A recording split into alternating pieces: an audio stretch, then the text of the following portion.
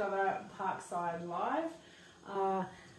Get comfy, grab a drink, and hopefully you'll enjoy and maybe be encouraged and challenged by our conversation tonight around defining your life. We had a great convo earlier around this, and if you've got anything you want to share, any feedback, any comments, just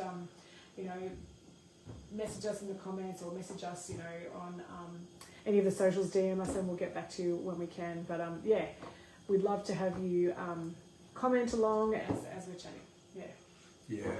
So we want to start tonight. I want to talk about something called autophagy, which we're having a chat this week about keeping ourselves healthy, which I think is a smart move. Getting the most out of your body. I'm already at a stage of my life where a few old footy injuries are coming back to haunt me. Perhaps you've got a few old injuries, or you're feeling things that perhaps you didn't feel before, or perhaps your energy levels just aren't what you want. And we want to make the most of our time on this earth, and how do we do that? And I was learning from two scientists actually, and they were talking about this process called autophagy. And what it is when we are always eating, our body doesn't really have time to reset. We are always just building and growing. And particularly when you're young, like we've still got kids, they're still growing, and so they're just kind of new every day in so many ways. It's beautiful to watch. But we need to find time for our bodies to renew. This world that we live in, and perhaps this is your world, I recognise that for some people this is not your world, but for those of us who live in a world where we've got access to 3 meals a day most days, and on those days that we don't have 3 meals a day, often we can just snack in between. Food is not a worry. I wonder when the last time was that you felt hungry, and not I'm bored, I want to eat hungry. I mean, do you reckon you felt hungry in this last week? I think there was one day this week, but that's only because on purpose I went, I'm just going to not eat from dinner until probably the next lunchtime, just a break. But even then, I don't think I really felt hungry. So I probably haven't felt hungry in a while. Yeah. Now, it's a bit of a trick question, because they're going somewhere with this, but perhaps as you're watching this, you felt hungry, or perhaps you don't remember the last time you felt hungry. And so these two scientists were saying, if we actually go without food for 24 hours, that starts a process where our body internally starts to identify dysfunctional cells, and then either repairs or deletes those cells. And that's something that I think my body could probably do with a reset. Maybe if you got wrinkles, I'm sorry, the bad news is you're stuck with wrinkles. It's not that kind of thing. But there are parts of our body where we just have some junk cells accumulate over time. It's good to reset and to clean those out. And so I'm trying that. So I have felt hungry because I'm trying to get to that point, that 24 hours to maybe even 48 hours of stretch. I'm not there yet, but where I'm having this cellular reset in my body, because as I have gone through my period of existence, what it means to live is different. And we're going to launch from that into perhaps a bigger reset of life, and perhaps go even deeper than the cellular level. And we're going to draw some inspiration tonight for a soul autophagy, or defining what our lives actually are. And so we're going to draw some inspiration from a story or a conversation that's recounted about Jesus in John chapter 5. And it just simply says, Jesus is in conversation, and I'll give you the quick scenario. Jesus has toured around the countryside, not so much in the cities, and people have started to follow him, because the stories about him are that he can do what other people cannot do. There are people who say, I've met this person and been healed, my life has literally been changed, and even more extreme stories. And so people are saying there is something about the way this person communicates there is something about, there is a certain energy, a certain vibe, a certain power to his life. But then there's some established leadership who are saying, we don't like this. Yeah. This person's ability to draw a crowd calls into question the crowds that we are no longer seeing. This person's ability to communicate calls into question our ability to communicate, which relies on tradition and culture. This person's ability to apparently bring healing to people's lives questions our ability because we don't seem to be able to do that. To the point where some people in this group, this established leadership group, this institutional religious group, had decided we're going to put a stop to this in the most final way possible. And they are actually making plans to take steps to completely remove this character. And so that's the background. And some of these institutional authorities, having made that plan, having taken those steps, approach Jesus and say, you're off the mark. What you're saying is way off. And Jesus just says these few things. He says, here we go. I've just got to find my place here. He says, Jesus is talking and he's referring to God, and this may be a bit confusing here, but he says, the Father gave me these works to accomplish, and they prove that he sent me. And the Father who sent me has testified or spoken about me. You have never heard his voice or seen his face. In fact, and you do not have his message in your hearts, because you do not believe in me, the one he sent to you. You search the scriptures, in that day, this book, right?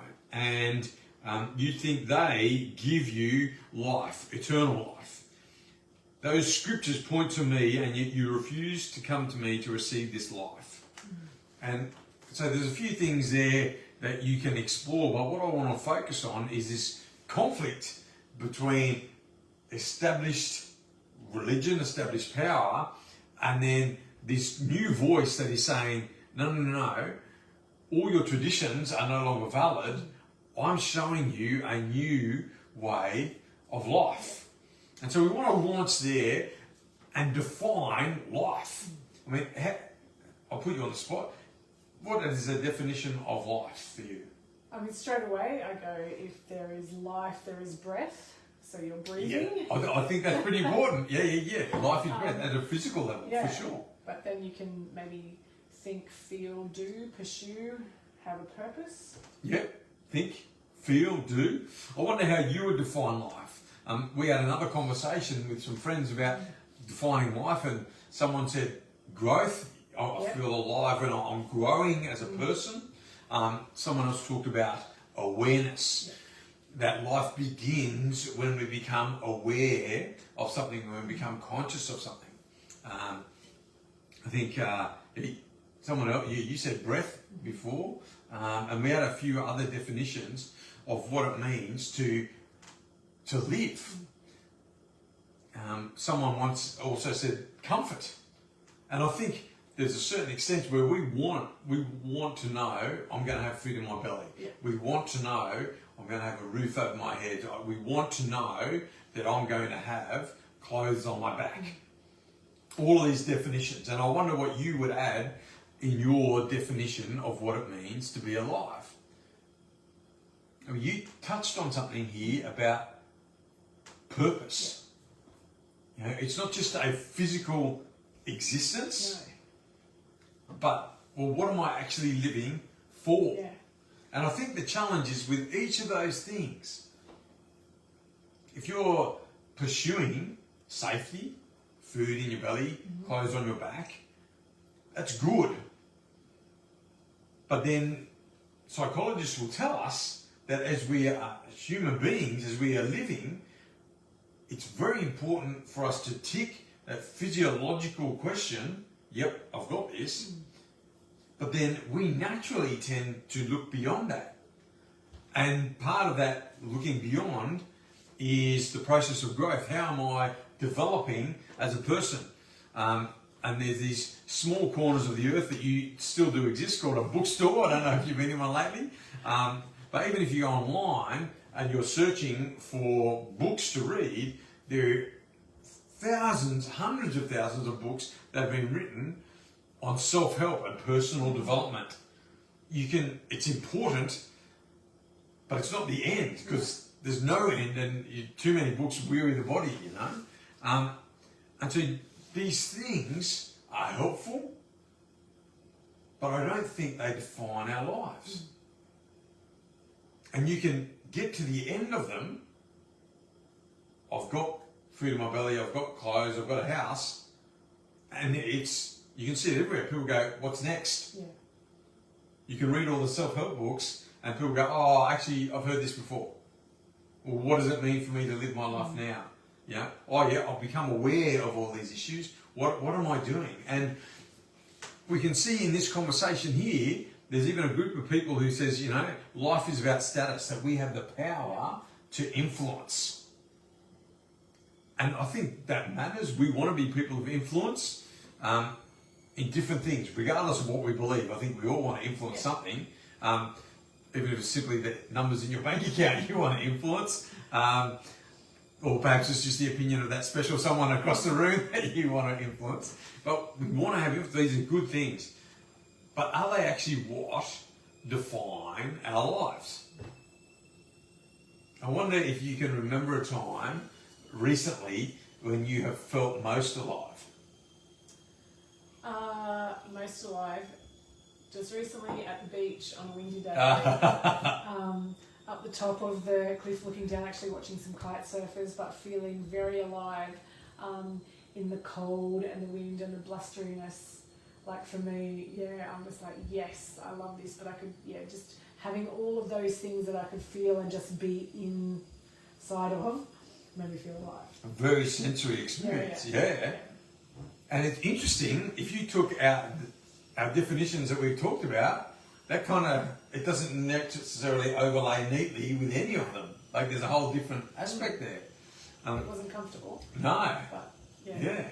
And in an odd way, there was a moment recently where we were on a job site, I had a job that I had to complete, and so I was almost running to get things done. I knew the next step. It was difficult, but there was something in me that I felt alive. And so all these things can contribute to our life. I don't think they define our lives. Matter of fact, I think whole of life. We've got to define what our life is. A life that's beyond status. A life that, and even in this example, we can get people who seek knowledge. If I know enough, I'll be alive. I don't know if you've ever been around someone with a lot of knowledge. I don't know if you have. Yeah. But it can be helpful, but often my experience is it's not life-giving. No. Someone who always has the answers, they're a great person to go to if you need an answer. Yeah. They're a horrible person to go to for anything else because they have to be right. Yeah. Matter of fact, instead of giving life, it's kind of like a blanket going on a fire. It just extinguishes the life because, well, there's only one answer. Yeah. And yet what we see here is that Jesus makes a statement about life and a perspective on life. And that Jesus says, life isn't gained in your status. It's not gained through your knowledge. It is gained through a relationship. That life is relational.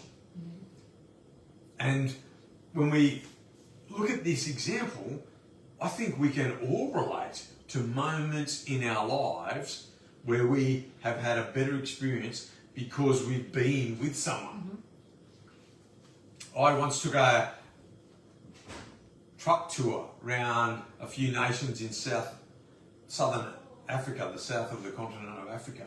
And I went with a few friends, and the rest of the people on that particular truck, we all got along reasonably well with, and after the tour was over, we actually touched base once or twice. But there was a story about another truck that started in Egypt, right in the north of the continent of Africa. This truck was scheduled for a 3-month trip, and so they went down through all the nations of Africa, and then left it actually South Africa, and they all went their separate ways. And it was told by our guide and our driver that this one trip was notorious because on day 2 of the trip, everyone decided that they didn't like anyone else on the trip. And so it was just 3 months of just horror because there was no relationship.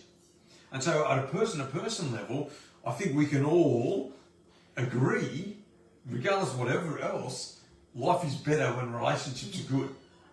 But then Jesus actually says, yeah, but to truly define your life, that there is a relationship that trumps everything else. And that this pathway of faith says, engage in a relationship with the Creator. What does that phrase mean to you, to engage in a relationship with the Creator? Well, when you first hear it, when I first hear it, if I'm not thinking about anything else, it's like, well, how is that even possible? But it's kind of amazing as well, like that the Creator of the universe wants to have a relationship with me. Like I think about our relationship, we talk and we listen to one another and we know one another. And so I'm like, is that what I can have with the Creator of the universe? The one who gives life is the one who wants me to have this relationship so that I can experience life in all its fullness. Yeah, I think it's amazing and wild and mysterious and like it's all those things. It's not just like, I get it. It is mysterious, but it's amazing. I think the other thing for me is if you've been maybe around religious or church circles, sometimes the conversations about what life is and how do we define life can focus on what comes next, the afterlife. And yet the point that Jesus makes here is not life beginning at some point in the future. No. Right. He says, connect now. Connect now. Matter of fact, earlier in this conversation, there's a statement and Jesus says, I can do nothing without my connection with my Father, without my connection to this Creator. And that's where we're at. What does it mean to connect with the Creator of the universe? I wonder if you've ever had that experience. That is the invitation here. Jesus says, connect with me. At the deepest level, all of who I am will connect with all of who you are, and that will transform your experience and your perspective on life. It will reset the dysfunctional parts of your life deeper than the cellular level to rebuild our lives under the influence of God, to rebuild a world that is built on love and faith and hope. And that is the journey of faith. That is what Jesus invites us into. And perhaps you've heard about this life before. Perhaps this is the first time for you. But Jesus makes this same invitation. Engage with me. Move to me. And you will begin to experience the deepest life that you can imagine. And perhaps you feel you need a reset. Perhaps this is the first step for you.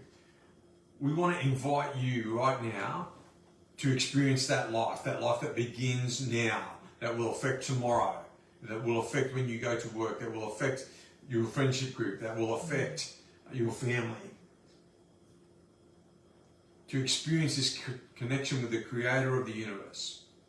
And if that's a step that you want to take right now, you just want to pray a simple prayer that says, Jesus, I want to give you my life, my situation, my circumstances. I want your life. If you're ready, pray with us right now. Jesus, I give you my life. Give me your life. Jesus, I give you my life. Give me your life. And if you prayed that prayer, we would love to support you on the next step in your experience of this defined life, this eternal life. Please drop us a comment, fire us a DM, and we'd love to support you. We'd also love for you to connect with us if you're coming through Southwest Sydney. Drop us a line and we'll organise to catch up. Yeah. Thanks for tuning in. God bless you and this new life. Yes. Bye.